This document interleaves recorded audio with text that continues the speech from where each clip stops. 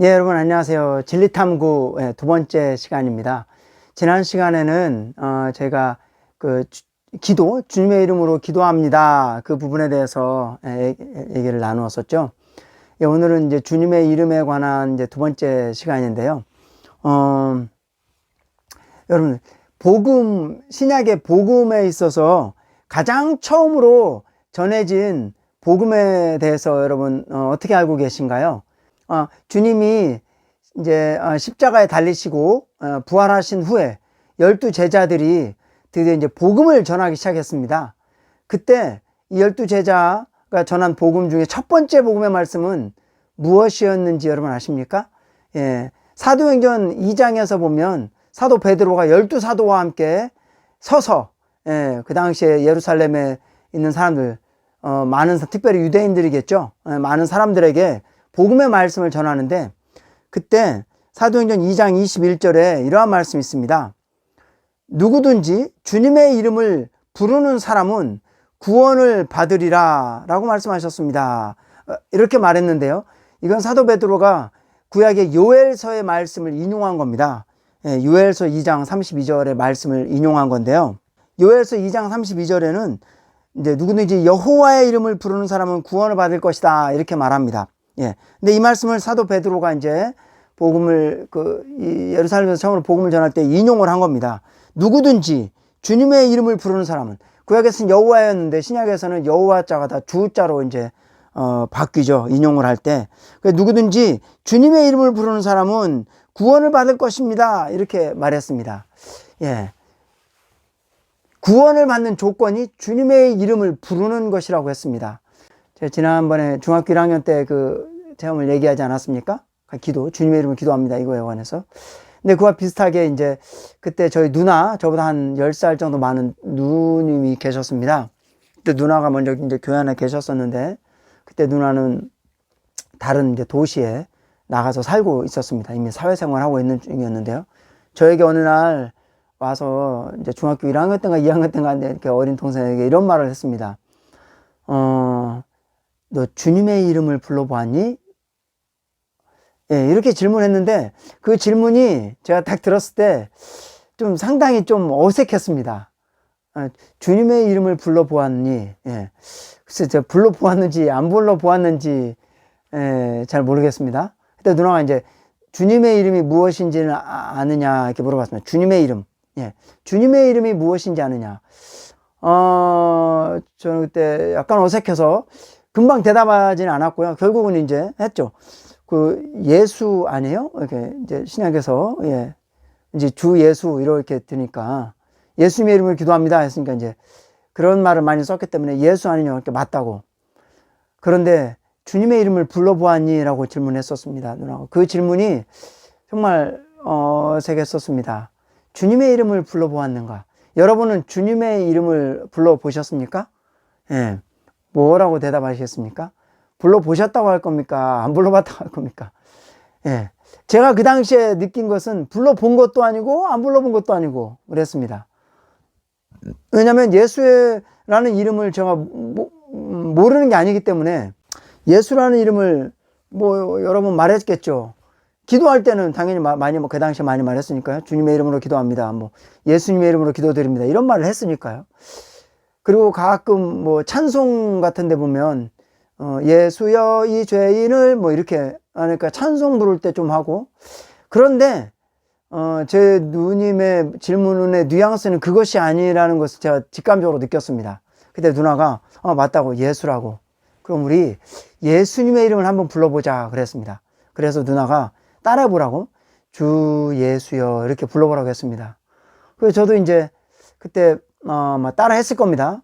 주 예수여. 근데 느낌이 너무 좀 이상했습니다. 처음에는. 그때 이제 예배당도 아니고 집에서, 저희 집은 제가 말씀드린 대로 예수님을 믿는 집안도 아니었기 때문에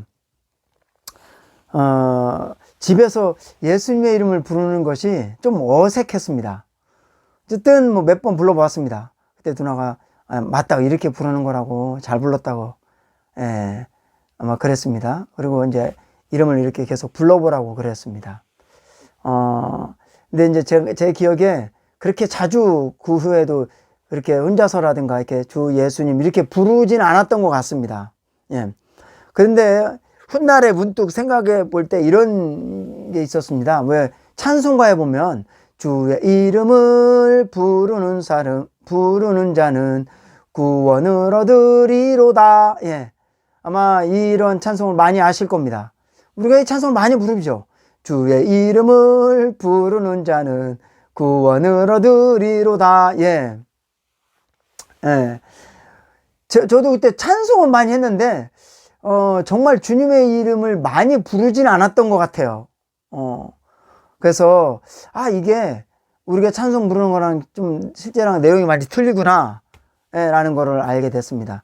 그 후로 이제 쭉 그 주의 이름을 부르는 사람이 구원 얻을 것이다. 이 말에 대해서 제가 좀 더 많이 이제, 시간이 지나면서 알게 되었는데요. 이 말씀이 참 놀랍더라고요. 아까 말한 대로 요엘서에는 여호와의 이름을 부르는 사람은 구원 얻을 것입니다. 그렇게 말했습니다. 그때는 나중에 이스라엘 민족이 그 당시에 이제 포로되어 있었으니까요. 황폐되어 있었죠. 나라를 잃어버린 상태였습니다. 그때 이제 여호와께서 이스라엘 민족을 다 모으시고 그럴 때 여호와의 이름을 부르는 사람이요. 이 당시 심판을 받는 가운데 구원 얻을 것이다. 특별히 유대인들을 놓고 말한 거였죠. 예. 요엘서 2장 32절에 그런 여호와 이름을 부르는 사람은 구원을 얻을 것이니 이렇게 말한 것은요. 하나님의 선민이 이제 나중에 여호와 이름을 부름으로써 구원을 받는다. 그것을 이제 요엘이 말한 건데요. 신약에서는 여호와의 이름이 이제 아까 한 대로 신약에서는 주님의 이름으로 이제 바뀌었잖아요. 그래서 베드로는 이것을 주님의 이름을 부르는 사람이 구원을 얻을 것이다. 그렇게 말한 겁니다. 여러분, 구원을 얻는 조건이에요. 구원을 얻는 조건이 주님의 이름을 부르는 것입니다. 그런데 이 말씀이 상당히 중요한 말씀이었나 봅니다. 이 말씀을 베드로만 인용한 것이 아니고 사도 바울도 로마서 10장 13절에서요. 누구든지 주님의 이름을 부르는 사람은 구원을 받을 것입니다. 이렇게 말했어요. 근데 이때는 베드로는 이제 구원을 받지 못한 사람이 주님의 이름을 부르면 구원을 얻을 것이다. 이런 의미로 이제 쓴 거고요. 이때 사도 바울은 이제 로마서 10장 12절에 보면은요, 이런 게 있습니다. 왜냐하면 한 분 주님께서 모든 사람의 주님이 되시고 그분을 부르는 사람 모든 사람에게 풍성하시기 때문입니다. 주님의 이름을 부르는 사람에게 주님이 풍성하다는 거예요. 이때는 주님께서 모든 사람의 주님이 되시고 풍성히 베풀어 주실 것이다. 주님의 풍성을 누리기 위해서 우리가 주님의 이름을 불러야 한다고 말하는 것입니다. 예. 그리고 사도 바울이요. 사도행전 그 9장에서 보면 사도 바울이 왜 대제사장으로부터 그 믿는 이들을 핍박하러 갔습니다. 예, 다마스쿠스라는 도시로 핍박을 하러 믿는 이들 핍박 잡아들이러 갔을 때 뭐라고 했냐면 성경에서 기록하기를 주님의 이름을 부르는 사람을 잡아들이려고 갔다고 그랬습니다. 예, 그러니까 그 당시에 주님을 믿는 사람들의 가장 큰 특징은 주님의 이름을 부르는 것이었습니다. 주님의 이름을 부르는 것이 뭡니까? 한대로 주 예수님 이렇게 부르는 거죠. 주님의 이름을 부르는 사람을 잡으러 갔다 이 말은 뭡니까? 예, 사람들이 쉽게 주님의 이름을 부르는 것을 들을 수 있었다는 것을 포함하는 거죠. 막 어려운 가운데 막 이런 것이 아니고 일상적으로 사람들이 쉽게 주님의 이름을 불렀다는 겁니다. 예, 주님의 이름을 부르는 것은 그러니까 아주 그 당시에 흔한 실행이었다는 거죠. 요한계시록 마지막 제 지난번에 말했지만 마지막 절 22장의 마지막 절에 보면 이렇게 나오죠. 주 예수님의 은혜가 모든 성도와 함께 있을 것입니다. 이게 마지막 절이고 그 전절에는요. 주님이 사도 요한이 이렇게 말합니다. 이것들을 증언하신 분께서 말씀하십니다. 그렇다. 내가 속히 가겠다. 이렇게 할 때 사도 요한이 아멘. 주 예수님 오십시오.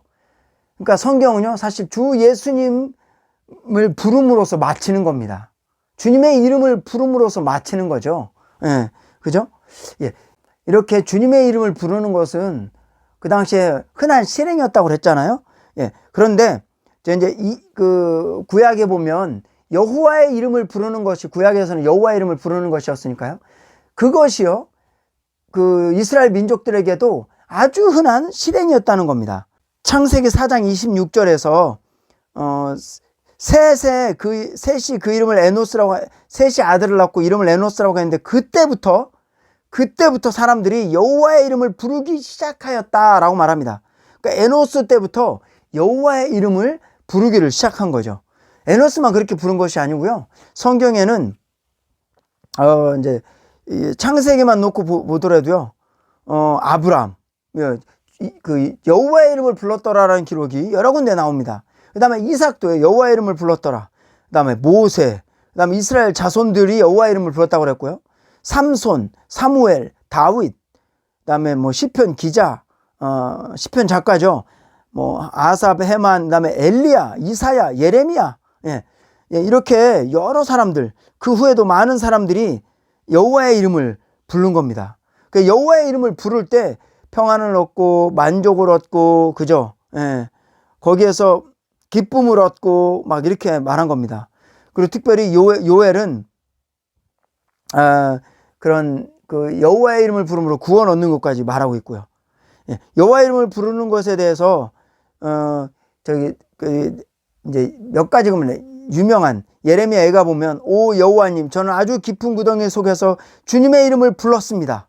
그 다음에 57절, 제가 주님을 부르던 날에 가까이 오셔서 두려워하지 말아라고 말씀하셨습니다. 이렇게 여호와의 이름을 부르는 실행이 엄청 많았답니다. 그럼 오늘날 우리 그리스도인들 중에는 과연 얼마나 많은 이들이 주님의 이름을 부릅니까? 아마도 주님의 이름을 부르는 것이 그렇게 흔치 않은 실행일 것입니다. 대부분의 그리스도인들에게는. 그런데 주님의 이름을 부르는 것은 어쩌다가 일주일에 한 번, 아니면 뭐 형식처럼 기도할 때 예수님의 이름으로 기도합니다, 이렇게만 하는 것이 아니고요. 사도 베드로 말고 특별히 사도 바울이 로마서 10장에서 말한 것처럼 주님의 풍성을 흡수하기 위해서 주님의 이름을 부르면 주님의 풍성이 흡수된다는 겁니다. 주님의 이름을 부르는 것이 뭡니까? 제가 지난번에 말한 것처럼 이름을 부른다. 이름을 부르는 거는 그냥 그 글자, 예수라는 글자를 이렇게 토해내는 게 아니죠. 정말 예수님을 부르는 겁니다. 예수님이 지금 살아계시죠. 눈에는 보이지 않지만 지금 예수님은 살아계십니다. 지금도 우리가 주 예수님 이렇게 부른다면 예수님이 지금도 다가오십니다. 예수님이 이 땅에 다니실 때, 제 기억나는 게 이제 그 바디메오, 여러분 바디메오 아십니까? 바디메오가요, 예수님이 오고 이제 길거리, 그 당시에 길거리에 이제 어떤 도시에 오고 있다는 걸 알았을 때 바디메오가요, 나사렛 사람 예수님, 나를 그 불쌍히 여겨주십시오라고 말했습니다. 그때요, 예수님을 따르는 사람이 많았고 제자들도 있었는데 바디메오한테 저리 가라고 했습니다. 그죠? 저리 가라고. 근데 바디메오는 그때 부끄러워하지도 않고 창피하지도 않고 두려워하지도 않고 더 크게 나사렛 사람 예수님, 나를 불쌍히 여겨주십시오 라고 말한 겁니다. 그죠? 그렇게 할 때 어떻게 됐습니까?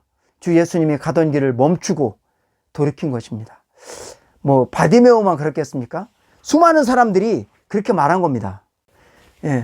그러니까 예수님이 이 땅에 다니실 때는 많은 사람들이 예수님의 이름을 부른 거죠. 물론 랍비어 이렇게 부르기도 했지만 예수님의 이름이라고 사람들이 많이 불렀을 겁니다. 지금 주님은 죽고 이 땅에는 안 보이죠. 그러나 부활하셔서 승천하셔서 하늘 위에 계시고, 또 성경은 이 예수님이 우리 믿는 사람들 안에 거하신다고 말하고 있습니다. 우리 안에, 우리 그리스도께서 우리 안에 거하십니다. 주님이 요한복음에서 그랬죠. 내가 여러분 안에, 여러분이 내 안에 거하는 것을 여러분이 알 거다, 그러는 거예요.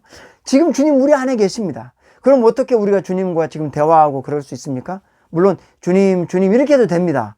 그러나 더 친근한 방식, 더 직접적인 방식, 아마도 주님이 더 기뻐하는 방식은 주 예수님, 이렇게 부르는 것일 겁니다. 우리에게 특별한 필요가 있을 때만, 기도할 때만, 어떤 거 뭐 이런 게 해주십시오 이럴 때만, 아니면 예배 시간에만 뭐 형식적으로만 부르는 것이 아니고 수시로 예수님 이렇게 우리는 부를 수 있습니다. 그렇게 부르는 것을 주님은 원하실 겁니다. 그렇죠? 그렇게 부름으로써 우리는 어떻게 합니까? 주님과 대화하는 거죠. 주님과 호흡하는 겁니다. 마치 영적인 공기처럼 우리가 공기를 호흡을 하잖아요. 우리 주님이 우리의 생명이십니다. 그렇죠? 요한복음 6장에서 주님이 그러셨죠. 나를 먹는 사람은 나로 말미암아 살 것입니다. 그렇죠? 주님을 먹는다는 건 주님을 받아들이는 거잖아요. 예. 어떻게 우리가 주님을 받아들일 수 있습니까? 순간순간 주님을 호흡함으로, 예수님 이렇게 부름으로 우리는 주님과 대화할 수 있고 주님을 받아들일 수 있고 주님으로 채워질 수 있습니다. 그러므로 누구든지 주님의 이름을 부르는 사람은 구원을 얻을 것이다. 이 말은 일단 믿지 않는 사람들에게 필요하겠죠. 믿지 않는 사람들이 주 예수님 이렇게 부르면 주님의 생명을 얻어서 구원을 얻는 것입니다. 그 다음에 믿는 사람들 어떻게 되는 겁니까? 사도 바울이 로마서 10장에서 주님의 풍성이다. 누구든지 주님의 이름을 부르는 사람은 풍성하다, 부요하다 그랬잖아요. 그러니까 우리가 주님의 이름을 부르면 주님의 풍성으로 더 채워지는 겁니다. 그렇죠? 우리가 밥을 먹음으로써 물질적인 양식으로 채워지는 것처럼 주님의 이름을 부름으로써 우리는 영적인 양식, 영적인 자양분, 영적인 영원한 생명, 신성한 생명으로 더 채워져서 우리가 더 신성한 생명을 잘하는 것이죠. 그 성숙하는 거고 변화되는 길입니다. 그러므로 우리 그리스도인 일생 중에 가장 중요한 시행은 바로 주님의 이름을 부르는 것입니다. 주 예수님 사랑합니다. 주 예수님 당신이 필요합니다. 예수님 당신 자신께 나옵니다. 주님 당신을 더 내게 부어 주십시오. 주님으로 채워 주십시오.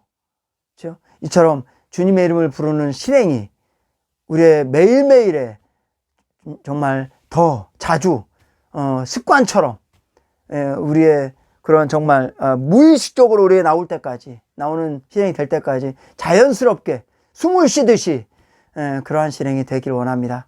이렇게 오늘은 주님의 이름을 부르는 것에 대해서 함께 나누어 보았습니다. 주님께 감사하며 주님께 찬양을 드립니다. 다음 시간에 또 뵙겠습니다. 감사합니다.